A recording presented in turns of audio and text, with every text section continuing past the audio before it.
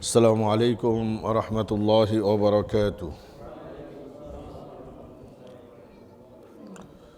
إن الحمد لله نحمده ونستعينه ونستغفره ونؤمن به ونتوكل عليه ونعوذ بالله من شرور أنفسنا ومن سيئات أعمالنا.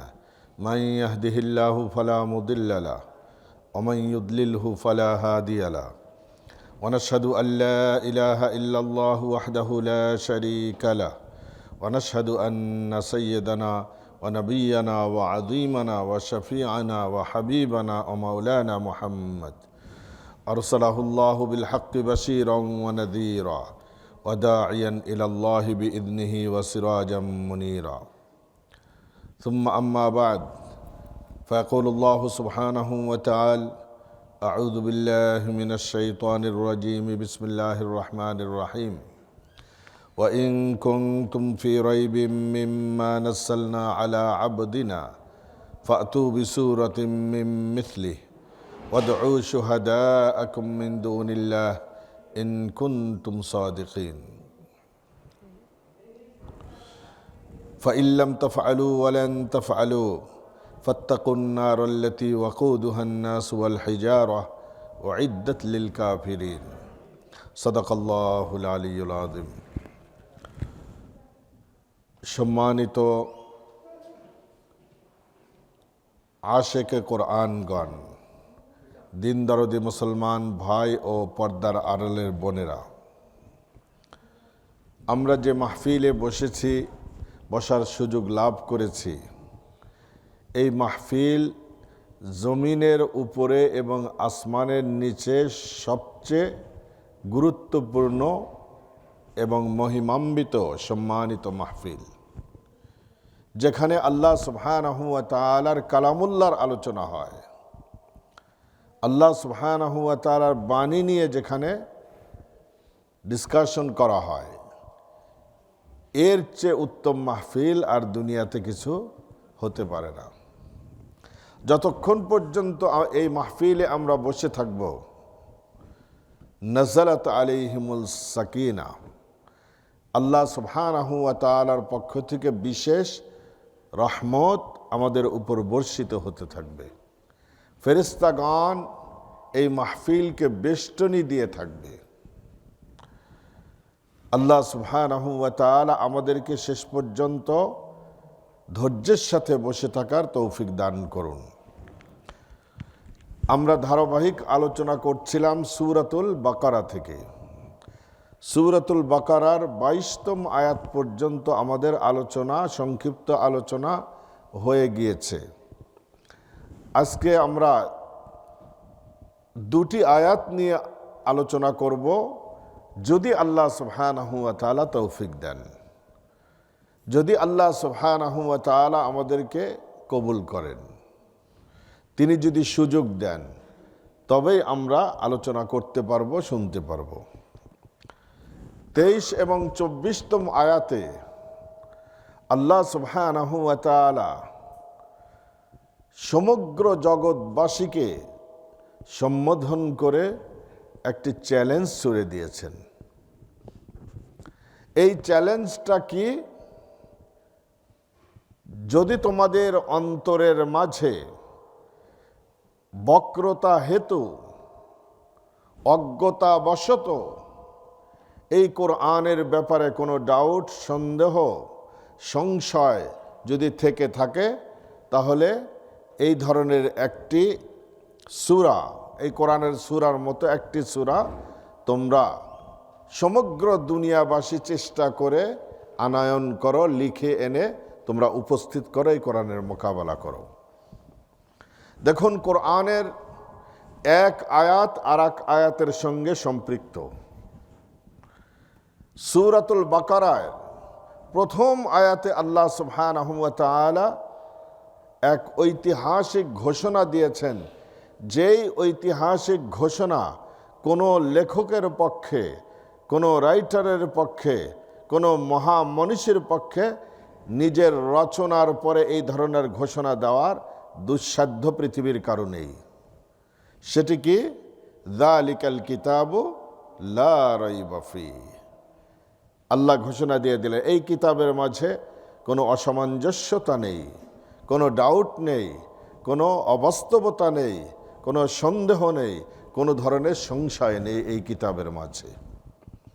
এটি কিন্তু আল্লাহ সুবহানাহু ওয়া তাআলার পক্ষ থেকে এক অমোঘ চ্যালেঞ্জ সারা দুনিয়ার মানুষের কাছে। আজ পর্যন্ত কোনো রাইটার বই লিখে এ কথা লেখার দুঃসাহস দেখাতে পারেনি যে তার বইতে কোনো ধরনের ভুল ত্রুটি নেই, কিন্তু আল্লাহ সুবহানাহু ওয়া তাআলা চ্যালেঞ্জ দিয়েছেন। এরপরে আল্লাহ সুবহানাহু ওয়া তাআলা বলেছেন যালিকাল কিতাবু লা রাইবা ফীহ। এই কিতাব এমন একটি কিতাব, মহিমান্বিত কিতাব, লা রাইবা ফীহ হুদাল লিল মুত্তাকিন, যেই কিতাব মুত্তাকিদের জন্য হেদায়েতের উপকরণ, মুত্তাকিদের সঠিক সরল পথের সন্ধান দেয়, অর্থাৎ জান্নাতের পথ দেখায়। তাহলে আল্লাহ সুবহানাহু ওয়া তাআলা সেখানে চ্যালেঞ্জও দিয়ে দিলেন এবং এই কিতাবের বিষয়বস্তু সম্পর্কেও সাবজেক্ট বলে দিলেন। সাবজেক্ট কি? মুত্তাকিদের জান্নাতের পথ দেখাবে। এই চ্যালেঞ্জ দেওয়ার পরে মানুষদেরকে তিন ভাগে বিভক্ত করলেন। এই কিতাবের অনুসরণ অনুকরণ করে এই কিতাবে বিশ্বাসী হয়ে যারা আমল করবে তাদেরকে মুত্তাকি বলা হয়, তাদের একটি গ্রুপ থাকবে। আর একটি গ্রুপ থাকবে সব সময় এই বাহ্যিক দৃষ্টিতে এই কিতাবের উপর তারা ঈমান আনবে বলে ঘোষণা দিবে, কিন্তু অন্তরে অন্তরে তারা এই কিতাবের উপর সংশয় সন্দেহ অন্তরের মাঝে জ্ঞাপন করবে। মুখে তাদের থাকবে এই কিতাবে বিশ্বাসী, কিন্তু অন্তরে অবিশ্বাসী হবে। তাদেরকে মুনাফিক বলে আল্লাহ ঘোষণা দিয়েছেন। আর এক ধরনের মানুষ গোয়ার্তমি করে প্রকাশ্যেই এই কিতাবের উপর অবিশ্বাস করবে, এই কিতাবকে অবিশ্বাস করবে। এই তিন শ্রেণীর মানুষে বিভক্ত হয়ে গেল। তাহলে যারা বিশ্বাসী আছে তাদের সামনে তো চ্যালেঞ্জের কোনো প্রয়োজন নেই, তারা তো বিশ্বাসই করে, তাহলে সেখানে চ্যালেঞ্জ আর লাগবে কেন? বাকি যারা নাকি মৌখিকভাবে বিশ্বাসী বলে দাবিদার এবং অন্তরে কুফরি রোপণ করেছে, কুফরি ধারণ করেছে যারা, এরা এবং প্রকাশ্যে যারা নাকি এই কিতাবের বিরুদ্ধাচারণ করে, তাদেরকে আল্লাহ সুবহানাহু ওয়া তাআলা চ্যালেঞ্জ দিয়ে আবার এই চ্যালেঞ্জ ছুড়ে দিলেন। আগেরটা আল্লাহ সুবহানাহু ওয়া তাআলার ঘোষণা ছিল যালিকাল কিতাবু লা রাইবা ফীহ, আর এইবার হলো আল্লাহ সুবহানাহু ওয়া তাআলা চ্যালেঞ্জ ছুড়ে দিলেন যে তোমাদের অন্তরে যদি এই কিতাব সম্পর্কে কোনো সংশয় সন্দেহ থেকে থাকে, ডাউট থেকে থাকে, তাহলে এই ধরনের একটা কিতাব তোমরা লিখে আনা এর মোকাবেলা করো।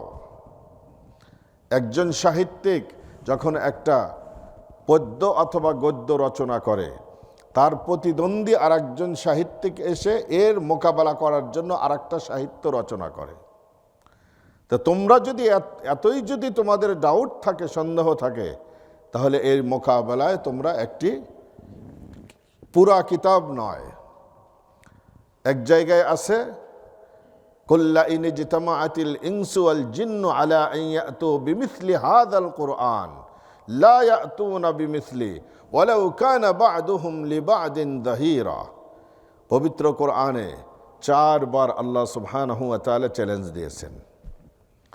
কুল, হে মুহাম্মদুর রাসূলুল্লাহ সাল্লাল্লাহু আলাইহি ওয়াসাল্লাম, तमाम দুনিয়ার মানুষের সামনে আপনি ঘোষণা করে দিন, লা ইন ইজতামাআতিল ইনসু ওয়াল জিন্নু,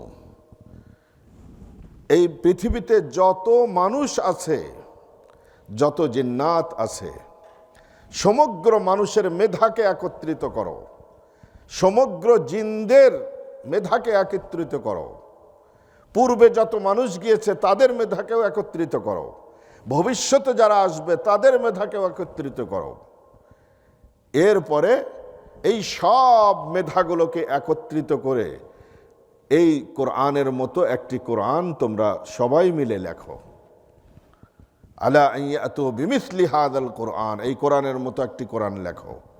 লা ইয়াতুনা বিমিসলি, আমি আল্লাহ ঘোষণা করে দিলাম তোরা জীবনেও এই ধরনের কোরআনকে লিখে উপস্থাপন করতে পারবি না।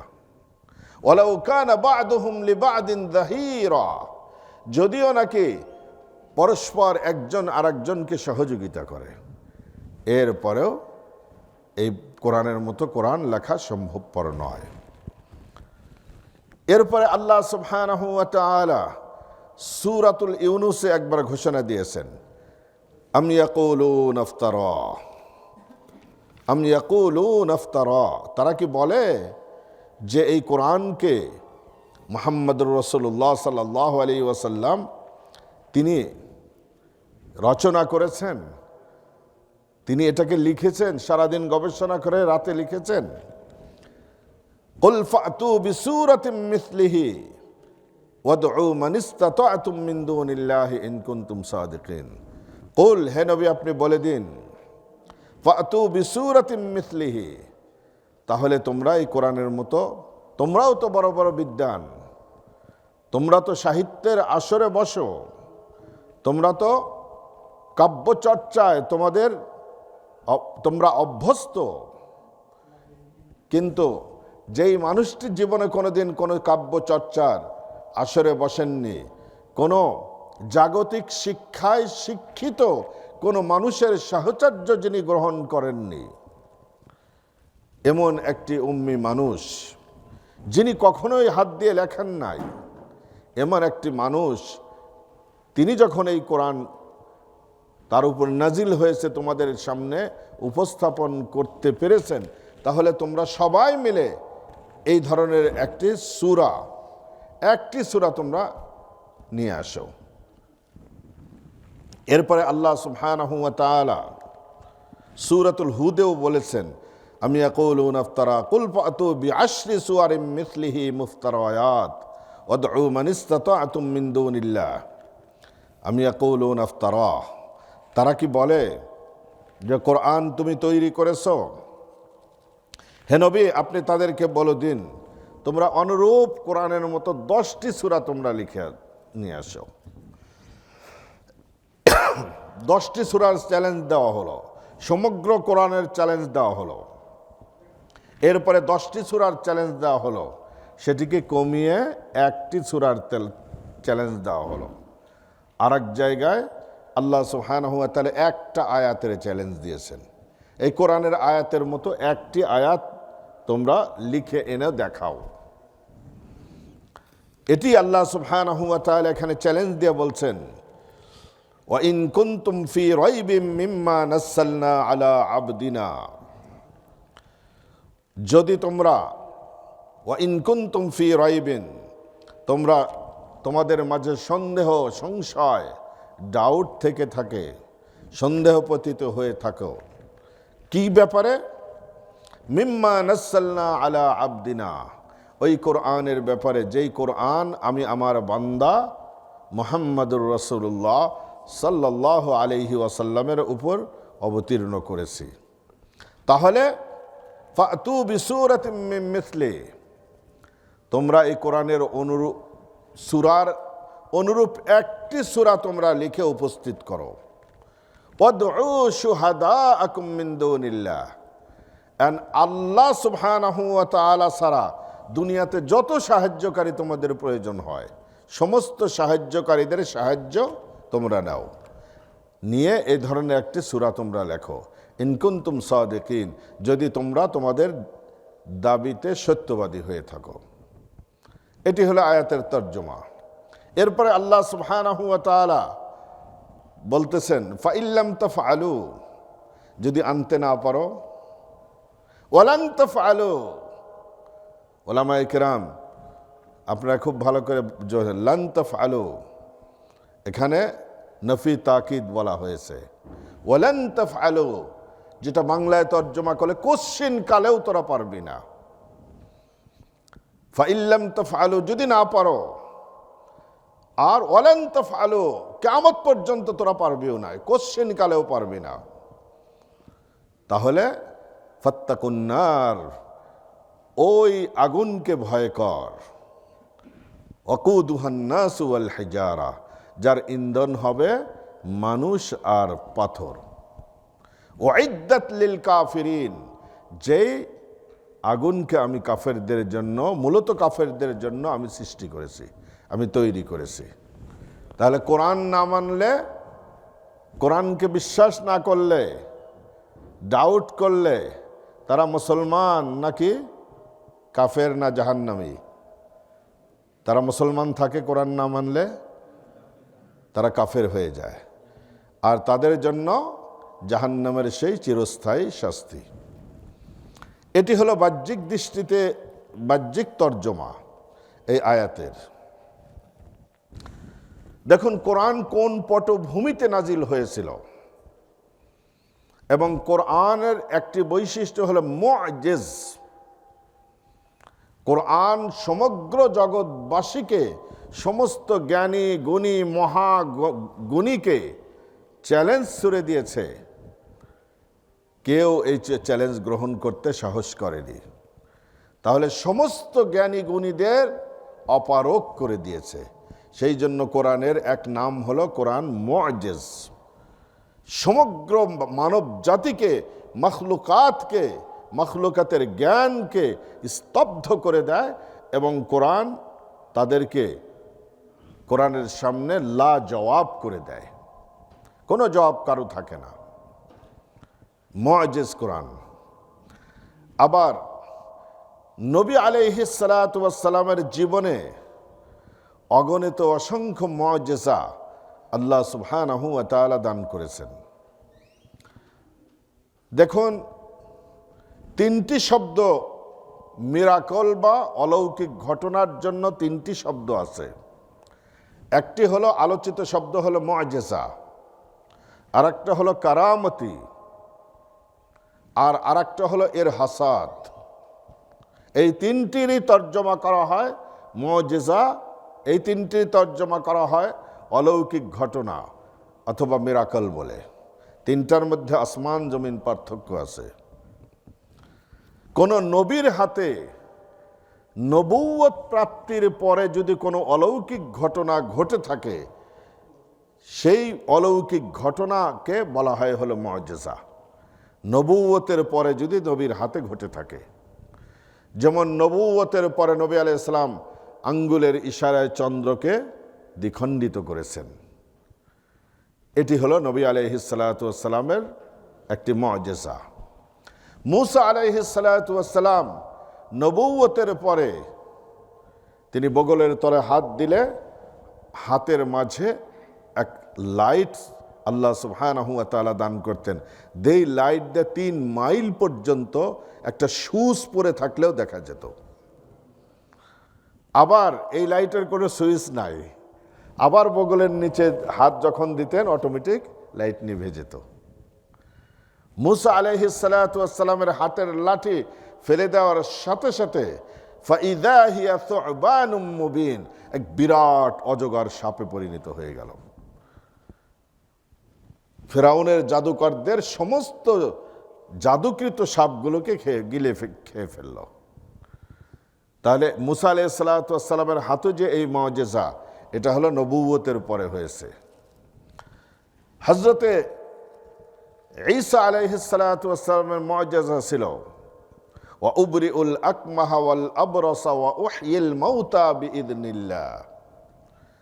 তিনি জন্ম অন্ধের চোখের উপর হাত বুলা দিলে সে দৃষ্টি শক্তি ফিরে পেত।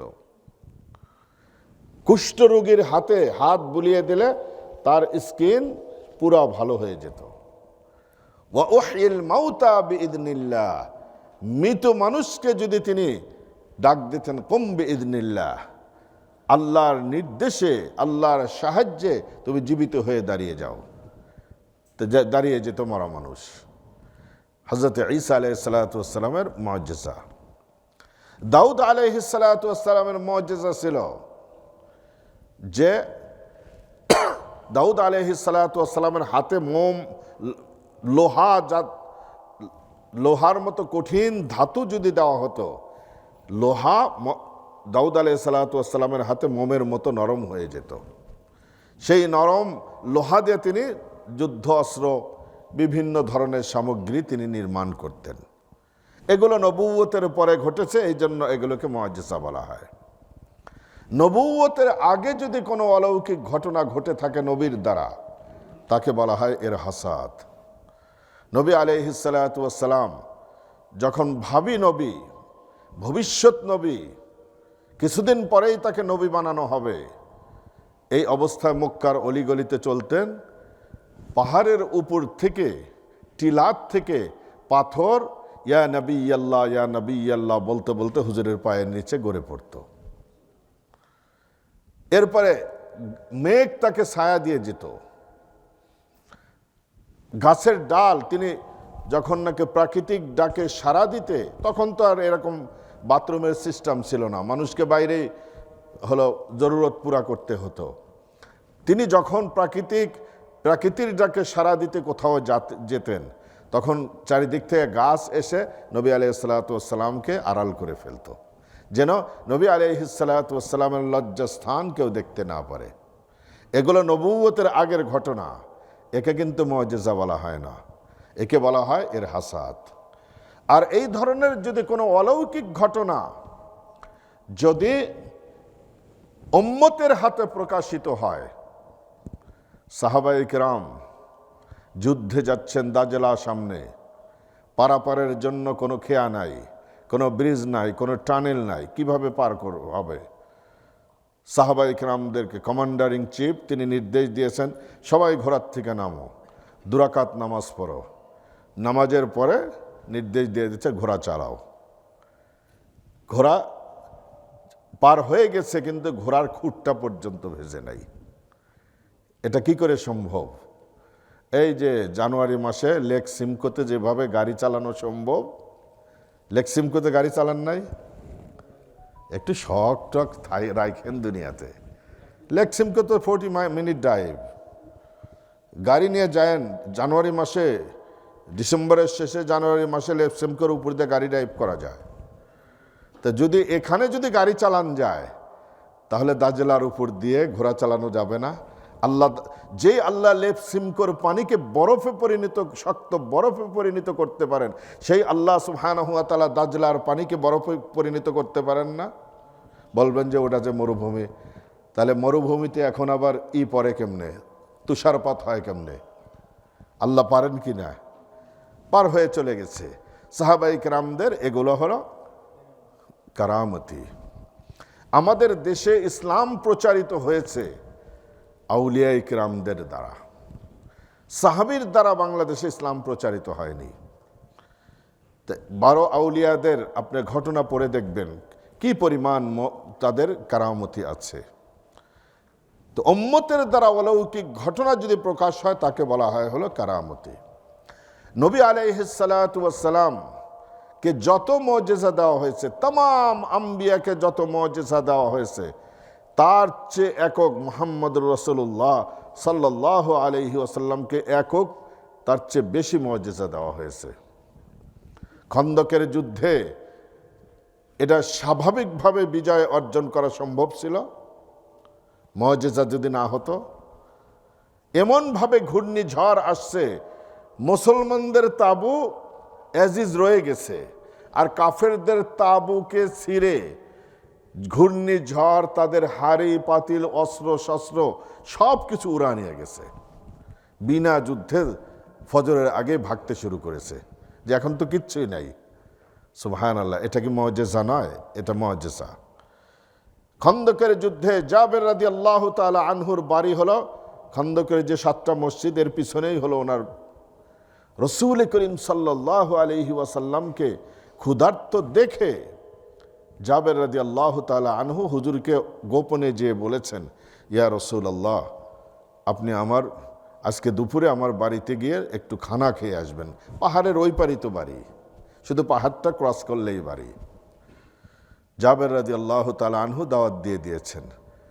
খন্দকে 1400 সাহাবী, দুপুরবেলায় রাসূল সাল্লাল্লাহু আলাইহি ওয়াসাল্লাম 1400 সাহাবী নিয়ে জাবের রাদিয়াল্লাহু তাআলা আনহুর বাড়িতে হাজির। এখন এত মানুষ যদি 1400 মানুষ যদি আসে, জাবের রাদিয়াল্লাহু তাআলা আনহু তো চিন্তা একদম ঘেমে গেছেন, কি করে মেহমানদারি করব। জবাই করছে একটা ছোট্ট ছাগলের বাচ্চা আর কিছু রুটি পাকাইছে। এই কয়েকটা রুটি আর একটা ছাগলের গোশত দিয়ে, বাচ্চার গোশত দিয়ে আপনার 1400 মানুষের মেহমানদারি সম্ভবপর। দেখেন সাহাবিয়ারা, শুধু সাহাবিদের ঈমান যে তরুতাজা ছিল তা না, সাহাবিয়াদের ঈমান আরো বেশি শক্ত ছিল। তার পেরেশানি দেখে স্ত্রী বলতেছেন, তুমি এত চিন্তিত কেন, ঘেমে গেছো কেন?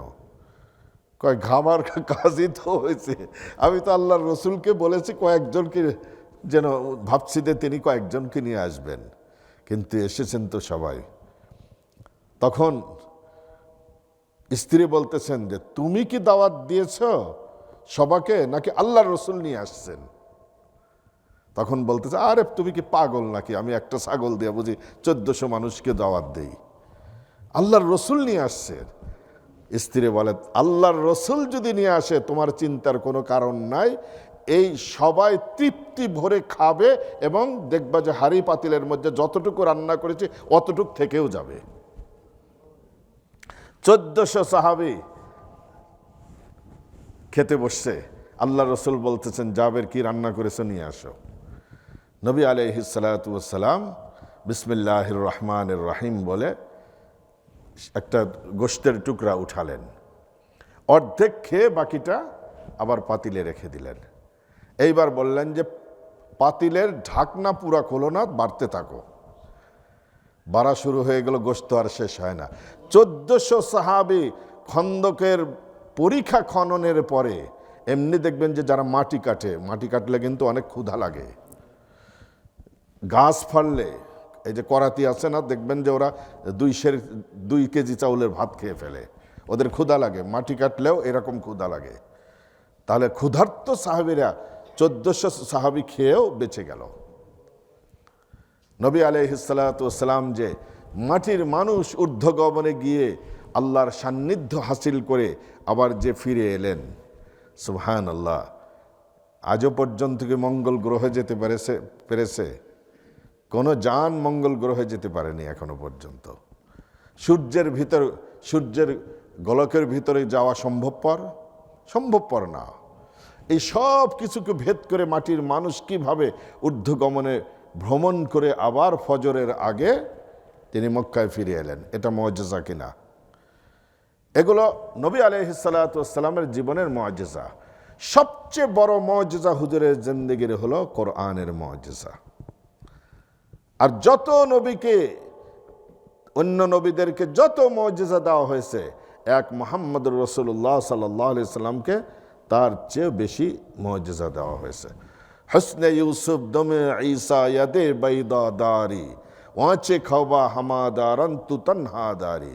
ইউসুফ আলাইহিস সালাতু ওয়াস সালামের সেই সৌন্দর্যের মুআজিজা, ঈসা আলাইহিস সালাতু ওয়াস সালামের ফুক দিয়ে মরা পাখির পুতুলকে ফুক দিয়ে দিলে পাখি জীবিত হয়ে চলে যেত। ঈসা আলাইহিস সালাতু ওয়াস সালামের সেই ফুৎকারের মুআজিজা, আরও যত মুআজিজা দেওয়া হয়েছে, তুতানহাদারি, হে নবী আপনাকে তার চেয়েও বেশি দেওয়া হয়েছে। তো কোরআন এটি হলো নবী আলাইহিস সালাতু ওয়াস সালামের সবচেয়ে বড় মুআজিজা। সমস্ত নবীগণের ইন্তেকালের সাথে সাথে তাদের মুআজিজাও শেষ হয়ে গিয়েছে। মুসা আলাইহিস সালাতু ওয়াস সালামের ইন্তেকালের পরে আর একবারও ওই লাঠি সাফ হয়নি। ইস্তাম্বুলের জাদুঘর যারা দেখেছেন, ওখানে তারা বলে যে মুসা আলাইহিস সালাতু ওয়াস সালামের লাঠি, কিন্তু এটা আমার নিজেরই ডাউট আছে। মুসা আলাইহিস সালাতু ওয়াস সালাম খুব হৃষ্টপুষ্ট ছিলেন, এত চিকন লাঠি মুসা আলাইহিস সালাম ব্যবহার করার কথা না। মুসা আলাইহিস সালাতু ওয়াস সালাম খুব শক্তিশালী ছিলেন, দৈর্ঘ্য দেহের অধিকারী ছিলেন। এত কুঞ্চির মতো এরকম চিকন লাঠি কেন নেবেন উনি? এই জন্য এটা নিয়ে আমার নিজেরই ডাউট আছে। তো যাই হোক, আল্লাহ সুবহানাহু ওয়া তাআলা ভালো জানেন, মুসা আলাইহিস সালাতু ওয়াস সালামের সেই লাঠি কোনোদিন সাফ হয়নি। ঈসা আলাইহিস সালাতু ওয়াস সালামের উম্মতরা এখনো তো দুনিয়ায় বহু আছে। সংখ্যাগরিষ্ঠ মানুষ তো ঈসা আলাইহিস সালামের উম্মত। আজকে খ্রিস্টান সংখ্যাগরিষ্ঠ না দুনিয়াতে? খ্রিস্ট ধর্মের মানুষ হলো সংখ্যাগরিষ্ঠ। তারা ঈসা আলাইহিস সালামকে আল্লাহ বলুক, আল্লাহর পুত্র বলুক, কিন্তু তার উম্মতের দাবিদার। কোন উম্মতের দ্বারা মরা মানুষ জিন্দা হয়েছে? মরা মানুষ জিন্দা হয়নি। কুষ্ঠরোগীর উপর হাত বুলিয়ে দিয়েছে, ভালো হয়ে গেছে, এর কোনো নজির নাই। কিন্তু মুহাম্মদুর রাসূলুল্লাহ সাল্লাল্লাহু আলাইহি ওয়াসাল্লাম কে আল্লাহ সুবহানাহু ওয়া তাআলা যে অমৃত্য এক মুজিজা দান করেছেন, রসুলের জামানাতে যেরকম ছিল 1400 বৎসর পরেও একই রকম ভাবে আছে, সেটি হলো আল কোরআন। এটিকেই আল্লাহ সুবহানাহু ওয়া তাআলা এই চ্যালেঞ্জ ছুড়ে দিলেন, ওয়া ইন কুনতুম ফি রাইবিম মিম্মা নাযালনা আলা আবদিনা ফাতু বিসূরাতিম মিন মিথলি ওয়াদউ শুহাদাআকুম মিন দুনিল্লাহ ইন কুনতুম সাদিকিন। তো নবী আলাইহিস সালাতু ওয়াস সালামের এই কোরআনের মুজিজা, এটা কোন দিক দিয়ে মুজিজা? সবচেয়ে বড় বৃহত্তর মুজিজা হলো কোরআনের মুজিজা। এটা কেন মুজিজা? এই প্রশ্ন জাগে কিনা? কি কারণে? নবী আলাইহিস সালাতু ওয়াস সালামের তো আরো কত মুজিজা আছে, মেরাজের মুজিজা কত বড় মুজিজা, এর চেয়ে কোরআনের মুজিজা বড় হয় কি করে? এর কারণটা কি? কিসের ভিত্তিতে কোরআন এত বড় মুজিজা? মুফাসসিরিন কিরাম এর অনেকগুলো কারণ লিখেছেন। তার মধ্যে 10টি কারণ হলো উল্লেখযোগ্য। এই 10টি কারণে কোরআন হলো নবী আলাইহিস সালাতু ওয়াস সালামের জিন্দেগির সবচেয়ে বড় মুজিজা। প্রথম নাম্বার কারণ হলো 1400 বৎসরের একটি দীর্ঘ সময়। এই দীর্ঘ সময় পর্যন্ত কোরআনের ভিতরে পরিবর্ধন করার জন্য কত চেষ্টা করা হয়েছে, কিন্তু কোরআনের একটি নোক্তা, একটি জের জবর পর্যন্ত কেউ পরিবর্তন করতে পারেনি। এটাই প্রমাণ করে এই কোরআন আল্লাহ সুবহানাহু ওয়া তাআলার একটি কিতাব। আল্লাহ সুবহানাহু ওয়া তাআলা এর হেফাজতের দায়িত্ব নিয়েছেন বলে কারো পক্ষে সম্ভবপর নয়। শাহ আব্দুল আজিজ মুহাদ্দিসে দেহলভী, ভারতবর্ষে ইসলাম প্রচারিত হয়েছে, বিশেষ করে হাদিসের চর্চা প্রচারিত হয়েছে শাহ ওলিউল্লাহ মুহাদ্দিসে দেহলভী রাহিমাহুল্লাহ তার বংশধরের মাধ্যমে। শাহ ওলিউল্লাহ মুহাদ্দিসে দেহলভী রহমাতুল্লাহ আলাইহির বড় ছেলের নাম হলো শাহ আব্দুল আজিজ মুহাদ্দিসে দেহলভী। শাহ আব্দুল আজিজ মুহাদ্দিসে দেহলভীর সঙ্গে এক খ্রিস্টান পাদ্রীর ডিবেট হচ্ছিল। খ্রিস্টান পাদ্রী ইংল্যান্ড থেকে আসছে, বড় পাদ্রী।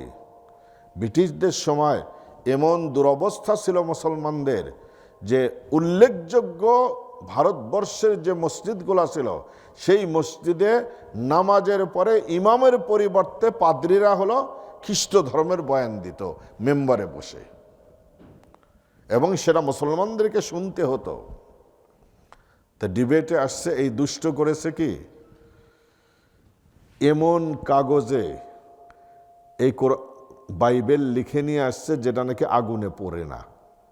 এটা কি যেন বলে, আগুনে পড়ে না, যে হ্যাঁ, ফায়ার প্রোটেক্টেড কাগজে লিখে নিয়ে আসছে।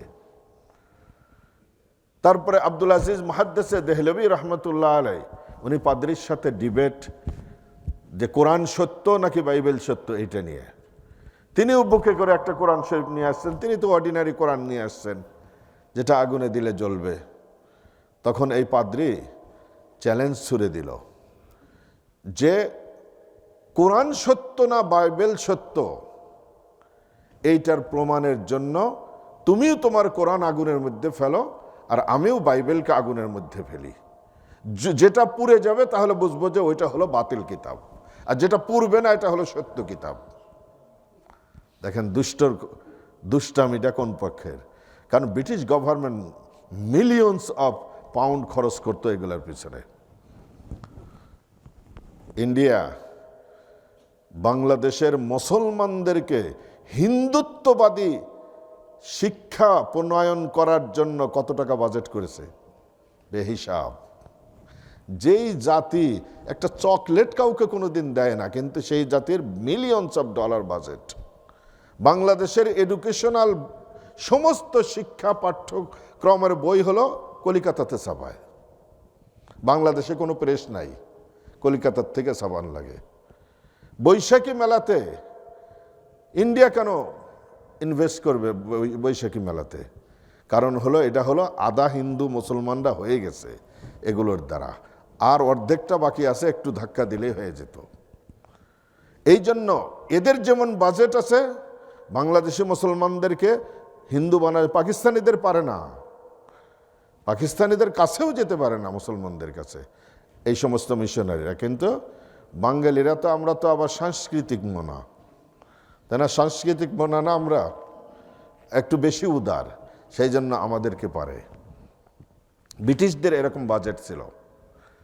এখন শাহ আব্দুল আজিজ মুহাদ্দিসে দেহলভী রাহিমাহুল্লাহ, তিনি তো জগৎশ্রেষ্ঠ আলেম, ভারতবর্ষের সবচেয়ে বড় আলেম, এবং আল্লাহ সুবহানাহু ওয়া তাআলার সাথে তার কানেকশন। এই পাদ্রীর চালাকি তিনি ধরে ফেলছেন, কারণ ওর কাগজ দেখেই বোঝা যাচ্ছে এটা ফায়ার প্রুফ। তখন উনি বললেন, ঠিক আছে, কোনো অসুবিধা নেই, তোমার চ্যালেঞ্জ আমি গ্রহণ করলাম, কিন্তু আমি সাথে একটা কন্ডিশন দিয়ে দেব। এই কন্ডিশন তোমাকে মানা লাগবে। সেটা হলো, যখন তুমি বাইবেলকে আগুনের মধ্যে দিবা, বাইবেল বুকে নিয়ে তুমিও আগুনের মধ্যে ঝাঁপ দিবা। আর কোরআনকে যখন আমি আগুনে ফেলবো, আমিও কোরআন বুকে নিয়ে আগুনের মধ্যে ঝাঁপ দেবো, দেখি কে পড়ে। এইবার এই কথা যখন বলছে পাদ্রী, তখন হলো ডিবেট টিবেট সাইরা মসজিদ থেকে পালা চলে গেছে। মুসলমানদের তো এই ইমান। তো দেখেন, চেষ্টা কম হয়নি। কোরআনের হাজার হাজার কপি জ্বালা দিছে ব্রিটিশরা। কোরআনের যারা নাকি শিক্ষক, দিল্লি থেকে খয়বার পর্যন্ত এমন কোনো গাছ ছিল না যেই গাছের সাথে 10 জন, 15 জন, 20 জন, 100 জন, 200 জন পর্যন্ত কোরআনের শিক্ষক, হাফেজ, আলেম, কারিকে বিনা বিচারে এই ব্রিটিশ গভর্নমেন্ট হলো ফাঁসিতে ঝুলায় নাই। ঘরের থেকে ধরে নিয়ে আসছে, গাছের ডালের সাথে ফাঁসি দিয়ে দিছে, যে কোরআনের শিক্ষা এখান থেকে বন্ধ করা লাগবে। কোরআন হলো মানুষের জন্য হলো স্পৃহা জাগায়, মানুষকে সাহসী করে গড়ে তোলে মানুষকে। এই জন্য এই কোরআন থেকে দূরে সরানো লাগবে। এরপরে যুগে যুগে এই কোরআনের বিরুদ্ধে কম কুৎসা রটনা করা হয়েছে, কম চেষ্টা করা হয়েছে, কিন্তু আজও পর্যন্ত কেউ সফল হতে পারে নাই। কোরআনের একটা নোক্তাও কেউ চেঞ্জ করতে পারে নাই, কারণ আল্লাহ সুবহানাহু ওয়া তাআলা এর হেফাজতের দায়িত্ব নিয়েছেন। দ্বিতীয়ত হলো, কোরআনের ভিতর আল্লাহ সুবহানাহু ওয়া তাআলা এমন সাহিত্য আল্লাহ সুবহানাহু ওয়া তাআলা কোরআনের ভিতর দান করেছেন, যার মোকাবেলা করা কারো পক্ষে সম্ভব নয়। দেখুন, এক একটি নবী এক একটি জামানাতে এসেছেন। হযরত মুসা আলাইহিস সালাতু ওয়াস সালাম এসেছিলেন জাদুর জামানায়, তখন শুধু জাদু আর জাদু চারিদিকে। সেই জন্য তাকে আল্লাহ সুবহানাহু ওয়া তাআলা জাদুর আকৃতিতে মুজিজা দিলেন, যে জাদুকররা যতগুলো সাপ বানালো, মুসা আলাইহিস সালাতু ওয়াস সালামের লাঠি ছেড়ে দেওয়ার পর এমন অজগরে পরিণত হলো যে সমস্ত জাদুর সাপগুলোকে খেয়ে ফেলল। ঈসা আলাইহিস সালাতু ওয়াস সালাম এসেছিলেন চিকিৎসা বিজ্ঞানের যুগে। আল্লাহ সুবহানাহু ওয়া তাআলা তাকে এমন মুজিজা দান করলেন যে মরা মানুষকে জিন্দা করতে পারে। কোনো মেডিসিন লাগে না, কিচ্ছু লাগে না, পাতা পুতাও লাগে না, হেমিওপ্যাথিক লাগে না, এলোপ্যাথিক লাগে না, এরপরে হলো হার্বাল লাগে না, কোনো কিচ্ছুই লাগে না। খালি হাত বুলা দিলেই জন্ম অন্ধ ভালো হয়ে যায়। এটাই হলো ফাইনাল সার্জারি। আর নবী আলাইহিস সালাতু ওয়াস সালাম এসেছিলেন লিটারেচারের যুগে। সেই সময়টা কাব্য চর্চাটা এতটাই আরবদের মাঝে, এতটাই তাদের যোগ্যতা ছিল যে দুই গোষ্ঠী একসাথে বসত, এই গোষ্ঠীর মানুষ ওই গোষ্ঠীর মানুষ, সারা রাত কাব্য চর্চা হতো। এমনকি মহিলারা পর্যন্ত উপস্থিত মেধার থেকে কবিতা বানিয়ে নিজের গোষ্ঠীর প্রশংসা করত, অন্য গোষ্ঠীর অন্য গোত্রের হলো বদনাম গাইত। তারা আবার এটার হলো জবাব দিত, উপস্থিত কবিতা বানাতো তারা। এরকম বড় বড় পণ্ডিতরা সে যুগে ছিল। কিন্তু আল্লাহ সুবহানাহু ওয়া তাআলা যখন এই কোরআন নাজিল করলেন, কোরআনের সবচেয়ে যেটা ছোট সূরা, সূরাতুল কাউসার, নবী আলাইহিস সালাতু ওয়াস সালামের উপর যখন নাজিল হলো, হুজুর একটা কাপড়ের টুকরায় এটা লিখে কাবা শরীফের গেটে লাগা দিয়ে আসলেন। সমস্ত বড় বড় সাহিত্যিক কবিরা এসে এটাকে পড়ে দেখে। 1 বৎসর পর্যন্ত তারা এটাকে পড়েছে এর মোকাবেলায় কিছু লেখার জন্য। 1 বৎসর পরে তারা অপারগ হয়ে নিজ দিয়ে লিখে দিয়ে আসছে, লাইসা হাদা মিন কালামিল বাশার, এটা কখনোই মানুষের রচিত কোনো কাব্য হতে পারে না। এটা আসমানের যিনি অধিপতি তার কোনো বাণী হবে, এটা মানুষের তৈরি। মানুষের তৈরি কাব্যের ভিতর এই পরিমাণ সাহিত্য থাকতে পারে না। সাহিত্যর এত ডেপথ থাকা সম্ভবপর নয়। এই জন্য কোরআন এক হলো মহাসমুদ্র। এই কোরআনের সাহিত্যের সাগরে ডুব দিয়ে এর তলা পর্যন্ত যাওয়ার কোনো মানুষের পক্ষে সম্ভবপর নয়। কোরআন এত ভাষা শৈলীর দিক দিয়ে, এরপরে এর ভাষার সামঞ্জস্যতা, সৌন্দর্যতা, এগুলো সব কিছু যে সুন্দর, দেখেন কি সুন্দর। ওয়াশ-শামসি ওয়া দুহাহা ওয়াল কমারি ইযা তালাহা ওয়ান নাহারি ইযা জাল্লাহা ওয়াল লাইলি ইযা ইয়াগশাহা। সুবহানাল্লাহ। এই ভাষার সাহিত্যের যদি এই সৌন্দর্যতা কোরআনের ভিতর না থাকতো, তাহলে কোনো দুনিয়ার কোনো হাফেজ কোরআনকে মুখস্থ রাখতে পারতো না। আপনারা যে সূরা মুখস্থ করেছেন, শুধু হাফেজরা নয়, আপনারাও তো কিছু কিছু সূরা মুখস্থ করেছেন। আলহামদুলিল্লাহ, আলহামদুলিল্লাহ বলবেন না? আল্লাহ তৌফিক দিয়েছেন দেখেই তো মুখস্থ করতে পেরেছেন। দুনিয়ার যত বিদ্যা শিখেছেন, আমি আল্লাহর কসম করে বলি, রিটার্ড করেন, দেখবেন যে আপনার যত বুড়া হবেন তত আফসোস জাগবে, এগুলা সব গার্বেজ শিখছিলাম, কোনো কিচ্ছু কাজে আসলো না। এ কথা আপনার মুখ দিয়ে আপনি বলবেন। এই যে কোরআনের 10টা 12টা 15টা সূরা মুখস্থ করেছেন, এর বেনিফিট আপনার চোখ বোঝার সাথে সাথে শুরু হবে, আর এই বেনিফিটই আপনাকে জান্নাত পর্যন্ত নিয়ে যাবে। দেখেন, এর অর্থ এই নয় যে জাগতিক শিক্ষাকে আমি ছোট করছি। জাগতিক শিক্ষাকে যদি আমরা মানবতার সেবামুখী করে নেই, কোরআন বোঝার মাধ্যম করে নেই, দেখেন কোরআনের ভিতর 1/3 আয়াত আছে যেগুলো বোঝা সায়েন্সের উপর হলো নির্ভরশীল। যদি আপনি সায়েন্সের কিছু থিওরি না বোঝেন, ম্যাথের থিওরি না বোঝেন, জিওগ্রাফিক্যাল ক্যালকুলেশন যদি আপনি না বোঝেন, তাহলে এই আয়াতটা আপনি কিয়ামতের আগেও বুঝতে পারবেন না। সেই জন্য জাগতিক শিক্ষাকে আমরা কোরআন বোঝার মাধ্যম বানানোই। কোরআনের ভিতর যে ক্যালকুলেশনগুলো আছে, এই ক্যালকুলেশনগুলো আমি ম্যাথ এই নিয়াতে শিখি যে এই ম্যাথ শিখে আমি কোরআনের ক্যালকুলেশনগুলো বুঝবো। আমি হিস্টোরি পড়ি কারণ কোরআনের হিস্টোরিটা যেন আমি বুঝতে পারি। তখন আপনার এই শিক্ষাটা ইবাদতে পরিণত হয়ে যাবে। শুধু নিয়াতের মধ্যে পার্থক্য করলেই হয়। তা আল্লাহ সুবহানাহু ওয়া তাআলা এই কোরআনকে এমন একটা সাহিত্যের যুগে পাঠিয়েছিলেন যে এর শুরুর দিক থেকে শেষ পর্যন্ত পৃথিবীর কোনো মানুষের সাধ্য নেই যে এই জায়গায় ভাষা শৈলীর কোনো ত্রুটি বিচ্যুতি আছে। কারো পক্ষে বলার সম্ভবপর নয়, আজও পর্যন্ত কেউ বলতে পারে নাই। বরং হলো প্রত্যেকেই কোরআনের সাহিত্য ভাণ্ডারের সামনে যখন আসছে, মাথা নত করে সেখান থেকে যেতে বাধ্য হয়েছে। এটা হলো কোরআনের মুআজিজার আর চ্যালেঞ্জের দ্বিতীয় কারণ। আমি খুব সংক্ষিপ্ত আকারে বলতেছি, বিকজ টাইম খুব শর্ট। তৃতীয় কারণ হচ্ছে আল্লাহ সুবহানাহু ওয়া তাআলা কোরআনে অতীতের এবং ভবিষ্যতের কিছু ঘটনাবলীর কথা আল্লাহ পাক বর্ণনা করেছেন।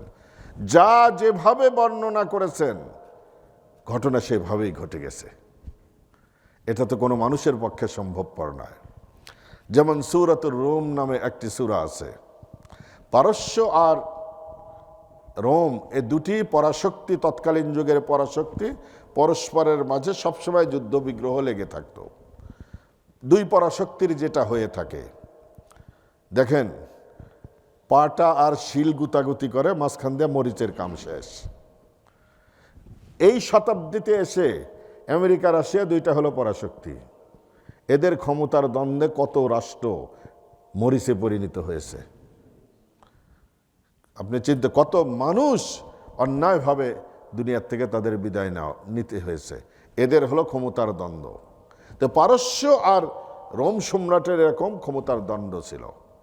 কোনো সময় পারস্য বিজয় লাভ করত কোনো যুদ্ধে, কোনো সময় রোম বিজয় লাভ করত। তো যেহেতু পারস্যের মানুষেরা অগ্নি পূজক ছিল, ঢাকাতে এক জায়গায় যে আমাকে কথা বলতে দিছে, কথা বলতে যে এই প্রসঙ্গটা কেন যেন এসে গেছিল, তখন আমি বলে ফেলছি যে আমাদের বাংলাদেশেও তো আগুনের পূজা হয়, মুসলমানরা আগুনের পূজা করে না? শিখা অনির্বাণ একটা আছে না, এটা কি? এটা হলো আগুনের পূজা। এই কথা যখন বলছি না, ওই মানে পরাজিত দলের কিছু লোক, তাদের চোখ টোক বড় হয়ে গেছে, এখন বলতে তো পারতেছে না, অবস্থা তো তাদের অনুকূলে না। আমি বুঝতেছি যে তাদের গায়ে জ্বালা উঠে গেছে। যেহেতু মক্কার মুশরিকরা অগ্নি পূজক, মূর্তি পূজক, আর তারা অগ্নি পূজক, তাদের সাথে মিল ছিল।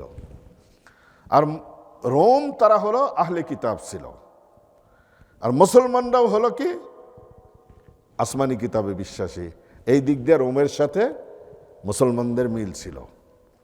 এই জন্য যখন রোমের বিজয় হতো মুসলমানরা খুশি হতো, আর পারস্যের বিজয় হলে মুশরিকরা খুশি হতো। তো একবার ঘটনাক্রমে এক যুদ্ধে পারস্য হলো জয়লাভ করলো। জয়লাভ করলে মুসলমানদের একটু মন খারাপ হয়ে গেল।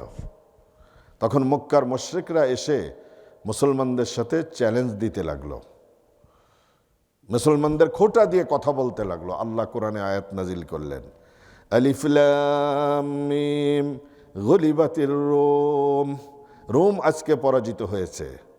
ফি আদনাল আরদি ওয়া হুম মিন বাদি গালাবিহিম সায়াগলিবুন, অচিরেই সেই দিন আবার আসতেছে যেদিন পারসিকরা তারা পরাজিত হবে, রোম বিজয় হবে।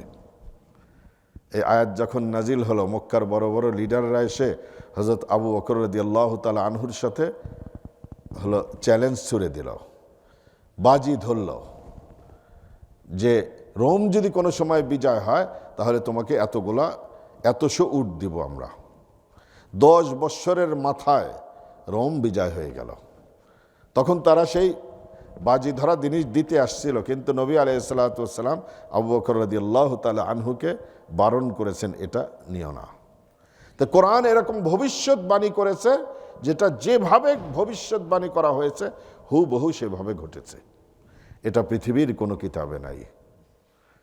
এটা হলো কোরআনের মুজিজার একটি কারণ। চতুর্থ কারণ হলো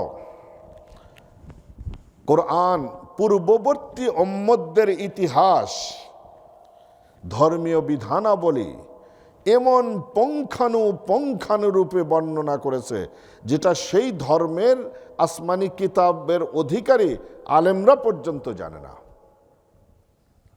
ইউসুফ আলাইহিসসালাতু ওয়াসসালাম ইহুদিদের নবী। ইহুদিরা ইউসুফ আলাইহিসসালাতু ওয়াসসালামকেও সম্মান করে, যেহেতু ইয়াকুব আলাইহিসসালাতু ওয়াসসালামের ছেলে। ইয়াকুব আলাইহিসসালাতু ওয়াসসালামের নামই ছিল ইসরাইল, সেই জন্য বনি ইসরাইল। ইয়াকুবের ছেলে হলো ইউসুফ, তাহলে ইউসুফ আলাইহিসসালাতু ওয়াসসালামকে তো তারা সম্মান করবেই। ইউসুফ আলাইহিসসালাতু ওয়াসসালাম সম্পর্কে তাদের অতটুকু জ্ঞান ছিল না। সূরা ইউসুফে আল্লাহ সুবহানাহু ওয়া তাআলা যতটুকু সবিস্তারে বর্ণনা করেছেন। হযরত ঈসা আলাইহিসসালাম সম্পর্কে খ্রিস্টান পাদ্রীদের অতটুকু নলেজ ছিল না।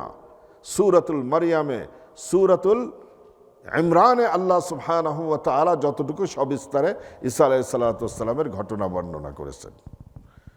তাহলে পূর্ববর্তী একটি উম্মি মানুষ, যিনি কখনো কোনো লিটারেচারের মজলিসে তিনি বসেন নাই, কোনোদিন কোনো জাগতিক শিক্ষকের কাছে তিনি কখনোই কোনো শিক্ষা গ্রহণ করেননি, কোনোদিন এক কলমও তিনি লেখেন নাই হাত দিয়ে, এমন একটি উম্মি মানুষ তিনি কিভাবে তাদের সামনে তাদের ঘটনাবলী, পূর্ববর্তী ঘটনাগুলোকে এত সুচারু রূপে বর্ণনা করতে পারলেন? এটি আল্লাহ সুবহানাহু ওয়া তাআলার কিতাব ছাড়া অন্য কিছুই হতে পারে না। পঞ্চম কারণ হলো, আল্লাহ সুবহানাহু ওয়া তাআলা কোরআনের বিভিন্ন আয়াতে অন্তর্নিহিত এমন কিছু ট্রিটমেন্ট এবং সুসংবাদ দেওয়া হয়েছে যে সেগুলো সংশ্লিষ্ট ব্যক্তিদের স্বীকারোক্তির মাধ্যমে এগুলোকে আল্লাহ সুবহানাহু ওয়া তাআলা প্রমাণিত করে দিয়েছেন। এটা অন্য কোনো আসমানি কিতাবে এরকমভাবে বর্ণনা করা হয় নাই। ষষ্ঠ হচ্ছে, কোরআনের এমন কিছু ভবিষ্যৎবাণী আল্লাহ সুবহানাহু ওয়া তাআলা করে দিয়েছেন যেটা যেভাবে কোরআন বর্ণনা করেছে বাস্তবে তাই ঘটেছে। যেমন ইহুদিদের সম্পর্কে আল্লাহ সুবহানাহু ওয়া তাআলা দুইবার বলেছেন, দুরিবাত আলাইহিমুয-যিল্লাতু ওয়াল মাসকানা, দুরিবাত আলাইহিমুয-যিল্লাতু ওয়াল মাসকানাতু ওয়া বাউ বিগাদাবিন মিনাল্লাহ। আমি আল্লাহ সুবহানাহু ওয়া তাআলা তাদের উপর দুটি শাস্তিকে আমি আল্লাহ সুবহানাহু ওয়া তাআলা মোহর করে দিলাম। একটা হলো জিল্লতি, তারা দুনিয়াতে জিল্লতির সাথে থাকবে। অল মাসকানা, আর একটা হলো দারিদ্রতা, এটা মোহর করে দিলাম আমি আল্লাহ। এই জন্য দেখেন, দুনিয়াতে এই জাতির বিরুদ্ধে যত মানুষের অন্তরে ঘৃণা, আর কোন জাতির বিরুদ্ধে এত ঘৃণা না। আজকে আপনি দেখেন যে পশ্চিমা ওয়ার্ল্ডে এই জাতির বিরুদ্ধে কতটুকু ঘৃণা। মিস্টার নেতানিয়াহু যখন ইউনাইটেড নেশনে এই বছর ভাষণ দিতে লাগছিল, আপনারা নিশ্চয় দেখেছেন সেটা, কয়েকজন ছাড়া সবাই উঠে চলে গেছে। এবং নন মুসলমানরা তারা যে শক্ত কথা বলেছে ইউনাইটেড নেশন এই জাতিকে নিয়ে, দেখেন এই নর্থ আমেরিকার যারা নাকি তাদেরকে আশ্রয় দিয়ে তাদেরকে রেখেছে, এরাও কিন্তু দেল দিয়ে তাদেরকে পছন্দ করে না, ঘৃণাই করে। কিন্তু নিজেদের স্বার্থের কারণে মিডল ইস্টের মাটির নিচের সেই খনিজ দ্রব্যকে কন্ট্রোল রাখার জন্য, এই অঞ্চলকে কন্ট্রোল রাখার জন্য ওখানে তাদের একটা ঘাঁটি দরকার। বাইজেন্টানিয়ান, এই প্যালেস্টাইন ইতিহাস আজকের না, বাইজেন্টানিয়ানদের কবজে ছিল, রোমানদের কবজে ছিল এক সময়, এরপর অটোমানদের কবজে ছিল। এটা এই রক্তাক্ত ইতিহাস আজকের না, এখানকার রক্তাক্ত ইতিহাস হলো লম্বা ইতিহাস। আর এখন হলো ইউনাইটেড স্টেটের হলো একটা সামরিক ঘাঁটি, এটা নাথিং এলস। আজকে যদি তারা ইউনাইটেড স্টেট যদি আজকে যদি সমর্থন তুলে নেয়, এক সপ্তাহ এই রাষ্ট্র টিকবে না, এক সপ্তাহ টিকবে না। শুধু নিজেদের প্রভাব বলয়কে বিস্তার করার জন্য এখানে সামরিক ঘাঁটি হিসেবে রাষ্ট্রের নাম দিয়ে, যেহেতু দুনিয়ার পটভূমি অন্যরকম হয়ে গেছে, সেই জন্য পলিটিক্সেরও পটভূমি তারা চেঞ্জ করে এইভাবে রাষ্ট্রের নাম দিয়ে সেখানে ঘাঁটিটা রেখেছে। এই জন্য দুরিবাত আলাইহিমুয-যিল্লা ওয়াল মাসকানা, আর দরিদ্রতা। এখন বলবেন যে সারা দুনিয়ার ইকোনমি হলো তাদের হাতে, তাহলে পরে দরিদ্রতা কেমনে হলো? আল্লাহর রাসূল এর উত্তর দিয়েছেন, আল গিনা গিনান নাফসে, দরিদ্রতা আর প্রাচুর্যতার সম্পর্ক অর্থের সাথে না, এটা হলো অন্তরের সাথে। অনেক গরিব মানুষের বাড়িতে যাবেন, দেখবেন যে তার বাড়িতে একটা মাত্র মুরগি আছে, দেখবেন ওইটাই জব করে। দেখবেন যে গাছে একটা পেঁপে ঝুলতেছে, আজকে বাচ্চারা এটা বিক্রি করে সংসারের জরুরত কিছু কিনে না, দেখবেন যে ওই পেঁপেটাই আপনাকে পেরে খাওয়াইছে। আর অনেক ধনীর বাড়িতে যাবেন, যা দেখবেন যে অসহায়ের মতো আপনাকে বসে থাকতে হয়। দেখবেন যে সেই জন্য দারিদ্রতা আর সচ্ছলতা এটা হলো অন্তরের সাথে সম্পর্ক, এটা অর্থের সাথে সম্পর্ক না। তার তা কৃপণতাও, তারপর দারিদ্রতাও, এটা হলো দারিদ্রতাও। এই জন্য আল্লাহ সুবহানাহু ওয়া তাআলা তাদের দিলের দরিদ্র বানিয়েছে, দিলের দিক দিয়ে হলো তারা হলো দরিদ্র। ওয়াবাউ বিগাদাবিন মিনাল্লাহ ওয়া দুরিবাত আলাইহিমুল মাসকানা। আল্লাহ সুবহানাহু ওয়া তাআলা তাদের ঘটনাকে আল্লাহ সুবহানাহু ওয়া তাআলা যেভাবে কোরআনে বর্ণনা করেছেন, দুনিয়ার মানুষ বাস্তবে তাই পেয়েছে। এর চেয়ে দুটি জাতিকে আল্লাহ সুবহানাহু ওয়া তাআলা মুসলমানদের সবচাইতে বেশি শত্রু বলে ঘোষণা দিয়েছেন। একটা হলো এই জাতি, আর একটা হলো মূর্তি পূজকরা। আল্লাহ সুবহানাহু ওয়া তাআলা যেভাবে বলেছেন ঘটনা সত্য কিনা আজকে দুনিয়ার পটভূমিতে দেখেন, এই দুই জাতি হলো সবচাইতে বড় হলো মুসলমানদের হলো শত্রুতা করে। তো আল্লাহ সুবহানাহু ওয়া তাআলা যেভাবে যে ঘটনা বর্ণনা করেছে বাস্তবে সেটাই পেয়েছে। সপ্তম কারণ হলো কোরআনের ভিতর এক ম্যাগনেটিক পাওয়ার আছে, যেটা পৃথিবীর কোনো কিতাবের ভিতর নাই। এই ম্যাগনেটিক পাওয়ার মানুষের পাথরের মতো হৃদয়কে মোমের মতো গলিয়ে দিতে পারে। এই ম্যাগনেটিক পাওয়ার মানুষকে আকৃষ্ট করতে পারে। দেখেন, জুবাইর ইবনে মুতআম রাদিয়াল্লাহু তাআলা আনহু যখন ইসলাম গ্রহণ করেন, তখন নবী আলাইহিস সালাতু ওয়াস সালাম মাগরিবের নামাজে সূরাতুত তুর তিলাওয়াত করতেছিলেন।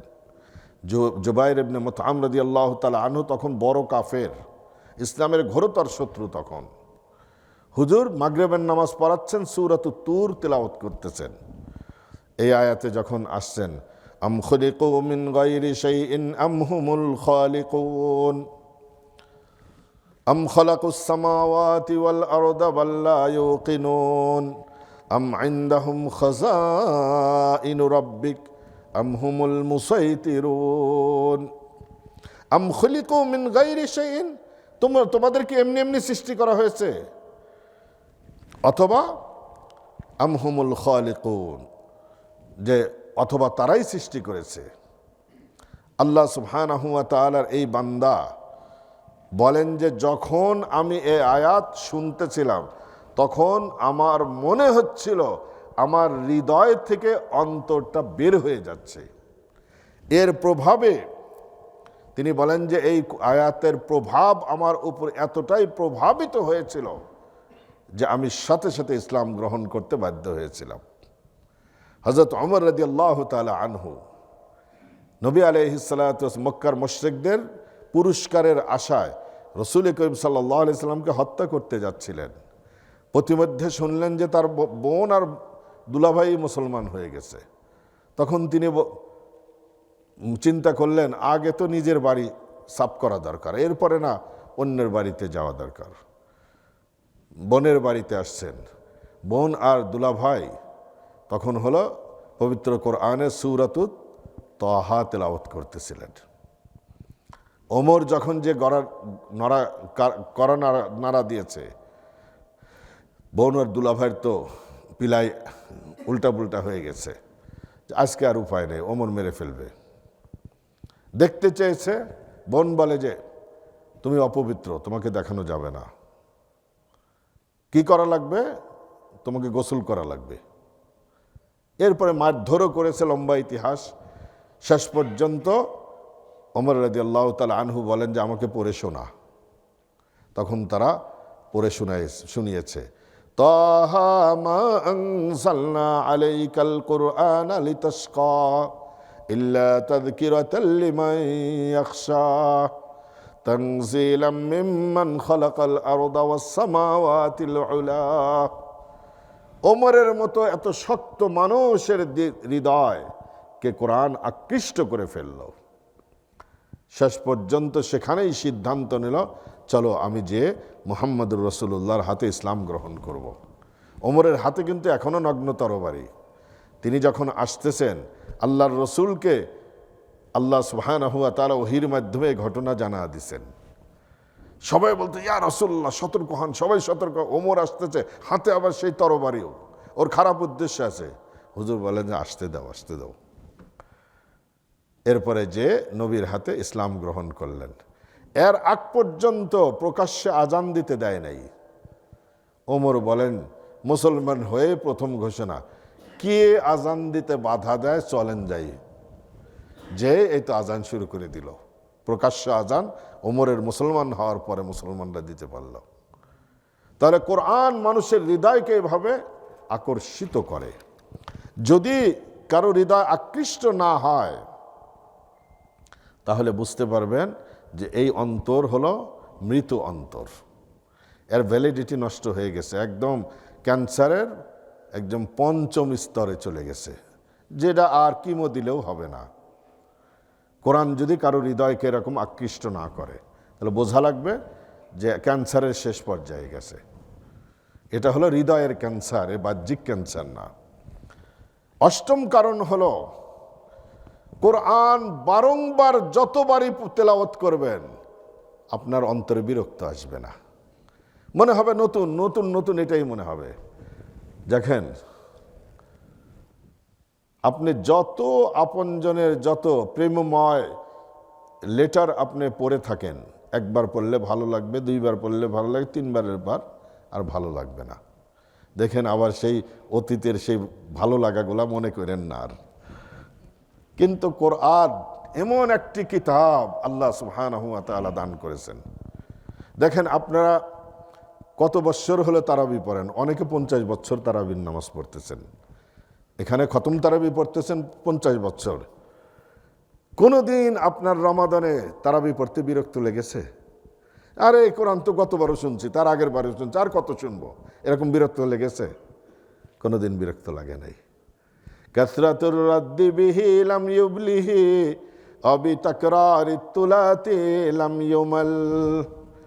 আল্লামা বুসাইরি রাহিমাহুল্লাহ তিনি বলেন কোরআনের একটি মুজিজা হলো কাসরাতুর রাদ্দি বিহি লাম ইউমলিহি, যতবার তেলাওয়াত করো এর মধ্যে বিরক্ত আসবে না।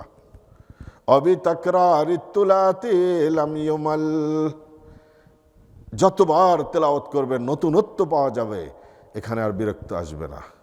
আল্লামা বুসাইরির কবিতা এটা। আল্লামা বুসাইরির রসুলের শানে এক কিতাব লিখেছেন, হাসান রসুলের মর্যাদার উপর, এশকে রসুলের উপর। হাসান বিন সাবেতের পরে আজ পর্যন্ত এরকম আকর্ষিত কোনো কিতাব কোনো মুসলমান লিখতে পারে নাই রসুলের মহাব্বতে। আজম ভাই বড় সৌভাগ্যবান। গত বছর আমরা নভেম্বরে যখন আলেকজান্দ্রিয়াতে গেছিলাম, বাস থেকে নেমে আবুল আব্বাস মসজিদে আমরা আসরের নামাজ পড়েছিলাম, মনে আছে আপনাদের? এরপরে পাশে একটা কবর জিয়ারতের জন্য আমি গেছিলাম। আজম ভাই আমার দেখি যে পিছিয়ে পিছিয়ে গেছে, থাকতে দেয় নাই, পুলিশ খুব ডিস্টার্ব করেছে। এরপরে আলহামদুলিল্লাহ কবর জিয়ারত করার সৌভাগ্য হয়েছিল। ওনার কবিতা এটা। তো আল্লাহ সুবহানাহু ওয়া তাআলা কোরআনকে এটা করেছেন। আর নবম কারণ হলো আল্লাহ সুবহানাহু ওয়া তাআলা এই কোরআনকে হেফাজতের দায়িত্ব নিজের কাঁধে তুলে নিয়েছেন।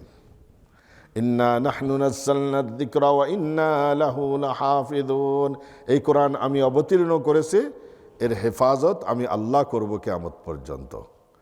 দেখেন আমি আপনি পড়ি আর না পড়ি, কিন্তু আল্লাহ পাক এই কোরআনকে হেফাজত করবেন। আল্লাহ আমার আপনার দিকে মুহতাজ নন, আল্লাহ আমার আপনার দিকে মুখাপেক্ষী নন এই কোরআন হেফাজতের জন্য। আমি আপনি করবেন না, আরো হাজার মানুষকে আল্লাহ তৈরি করে দিবেন। আর দশম কারণ হলো আল্লাহ সুবহানাহু ওয়া তাআলা দুনিয়ার জ্ঞান বিজ্ঞানের যত সাবজেক্ট আছে সমস্ত সাবজেক্টের নলেজকে আল্লাহ সুবহানাহু ওয়া তাআলা এই কিতাবের ভিতর পঞ্জীভূত করে দিয়েছেন। এই রকম নলেজের কিতাব, সাহিত্য বলেন, সাংস্কৃতিক কিতাব বলেন, জ্ঞান বিজ্ঞানের কথা বলেন, হিস্টোরির কথা বলেন, যত ধরনের যত সাবজেক্টের নলেজ আছে আল্লাহ সুবহানাহু ওয়া তাআলা এই কিতাবে পঞ্জীভূত করে দিয়েছেন। সময় নাই। তাছাড়া এইটাই আমার টার্গেট ছিল যে কিভাবে কোরআনের ভিতর আল্লাহ সুবহানাহু ওয়া তাআলা সমস্ত জ্ঞানকে আল্লাহ একত্রিত করেছেন। পৃথিবীর কোনো বুকে যেটা নাকি ম্যাথের বই ওখানে শুধু ম্যাথই পাবেন, যেটা সায়েন্সের বই ওখানে সায়েন্সই পাবেন, যেটা জিওগ্রাফিক্যাল বুক ওটা শুধু জিওগ্রাফি পাবেন, যেটা হিস্টোরিক্যাল বই সেটা হিস্টোরি পাবেন, আর কিছু নাই। কিন্তু কোরআন সব সাবজেক্টকে পঞ্জীভূত করেছে। এই মৌলিকভাবে 10টি কারণ কোরআন হলো মুজিজ, অর্থাৎ কোরআন রসুলের জিন্দেগির সবচেয়ে বড় মুজিজা। এই জন্য আল্লাহ সুবহানাহু ওয়া তাআলা চ্যালেঞ্জ দিয়েছেন, যদি তোমাদের এই কোরআন সম্পর্কে কোনো সন্দেহ থাকে, তাহলে যদি বাহাদুর হয়ে থাকো এরকম একটা সূরা তোমরা নিজেরা সবাই মিলে লেখো। ওয়ালাউ কানা বা'দুহুম লিবা'দিন যাহিরা ফাইন লাম তাফআলু, কখনোই পারবে না যদি না পারো, ওয়ালান তাফআলু কখনোই পারবেন না, ওয়াকুদুহান নাসু ওয়াল হিজারা ফাত্তাকুন নার, ওই আগুনকে ভয় করো যেই আগুনের ইন্ধন হবে মানুষ আর হলো পাথর। দেখেন, আপনি যদি খড় কুটা দিয়ে পাতা পুতা দিয়ে যদি আগুন জ্বালান, এটা কতক্ষণ থাকবে? বেশিক্ষণ থাকে না। পক্ষান্তরে যদি একটু কাঠ দিয়ে জ্বালান, এই আগুন কিন্তু দীর্ঘস্থায়ী হয়, অনেকক্ষণ থাকে। কয়লা দিয়ে যদি জ্বালান তাহলে এটা আরও সময় নেবে, এর তীব্রতা আরও বাড়বে। আর যদি পাথর দিয়ে আগুন ধরান তাহলে আরও দীর্ঘস্থায়ী হবে। এই জন্য আল্লাহ পাক বলতেছেন যার ইন্ধন হবে পাথর আর মানুষ। মানুষ বলতে কাফের। জাহান্নামের আগুনের মেইন ইন্ধন হবে দুটি জিনিস, একটা হলো কাফেররা আর একটা হলো পাথর। আল্লাহ সুবহানাহু ওয়া তাআলা আমাদেরকে কোরআনের উপর আমল করে আল্লাহ পাক এই আগুন থেকে বাঁচার তৌফিক দান করেন। ভাইরা, কোরআন থেকে দূরে সরবেন, এই আগুনের থেকে বাঁচার কোনো রাস্তা নাই, এই আগুনে জ্বলাই লাগবে। আর কোরআনের দিকে আসবেন, সামনে আয়াতে আল্লাহ সুবহানাহু ওয়া তাআলা পুরস্কার ঘোষণা করতেছেন। এই জন্য আমরা সবাই কোরআন শিখব তো ইনশাআল্লাহ, ইনশাআল্লাহ কোরআন পড়ব তো ইনশাআল্লাহ, কোরআনের দর্সে বসবো তো ইনশাআল্লাহ, ইনশাআল্লাহ। আমাদের টার্গেট হলো যদি আল্লাহ আমাকেও হায়াত দেন, আপনাদেরকেও হায়াত দেন, আমরা ইনশাআল্লাহ পুরা কোরআনের তাফসীর ইনশাআল্লাহ এখানে করব ইনশাআল্লাহ। এক আয়াত যদি আপনি মিস করেন তাহলে এক রুকু মিস করলে এক রুকু আপনার গেল। এই জন্য কেউ মিস করবেন না ইনশাআল্লাহ। জাযাকাল্লাহু খাইরান।